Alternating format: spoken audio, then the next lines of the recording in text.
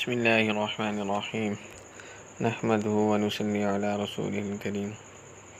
محترم سامعین، گلدستہ وظائف سے آپ کو جو وظائف اور اعمال بتائے جاتے ہیں، ہمارا مقصد یہ ہوتا ہے کہ جو صبح شام کے اعمال ہیں جو پیارے نبی صلی اللہ علیہ وسلم نے بتائے ہیں، قرآن و حدیث کے اندر جو اعمال آئے ہیں وہ آپ تک پہنچ سکے، تاکہ اس پہ آپ لوگ عمل کریں، ہمارے لیے دنیا آخرت کا ذخیرہ بن سکے۔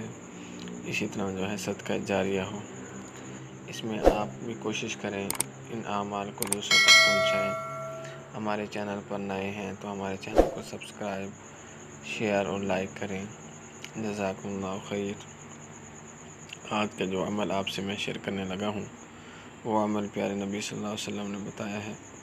وہ جو دعا ہے، حدیث پاک کا مفہوم ہے۔ حضرت عبداللہ بن عمر رضی اللہ عنہ روایت کرتے ہیں، نبی اکرم صلی اللہ علیہ وسلم اس دعا کے کلمات نہ کبھی شام کو پڑھنا چھوڑتے تھے اور نہ ہی صبح کو۔ تو اس کی کتنی بڑی فضیلت ہوگی جس کا اہتمام پیارے نبی صلی اللہ علیہ وسلم شام اور صبح کو کرتے تھے۔ اس لیے ہمیں بھی چاہیے کہ اس دعا کا اہتمام کریں۔ دعا یہ ہے: اللہم انی اسألک العافیۃ فی الدنیا والآخرہ۔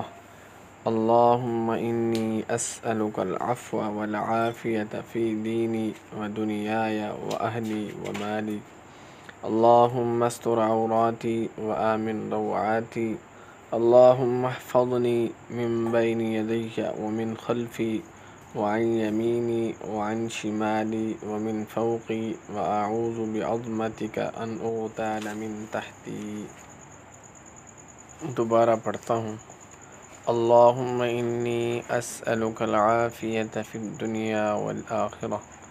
اللہم انی اسألک العفو والعافیۃ فی دینی ودنیای واہلی ومالی۔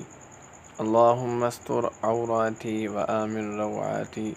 اللہم احفظنی من بین یدی ومن خلفی وعن یمینی وعن شمالی ومن فوقی وأعوذ بعظمتک ان اغتال من تحتی۔ اس دعا کے ترجمے کے اندر اگر غور کیا جائے تو اس دعا کے اندر اللہ تعالیٰ سے عافیت مانگی گئی ہے، دنیا کے حوالے سے، دین کے حوالے سے، اپنے اہل کے حوالے سے، اپنے مال کے حوالے سے، اور حفاظت کا اس کے اندر اللہ پاک کے حفاظت کا اس کے اندر بتایا گیا ہے کہ اس چیز کے اندر اتنے فائدے ہیں۔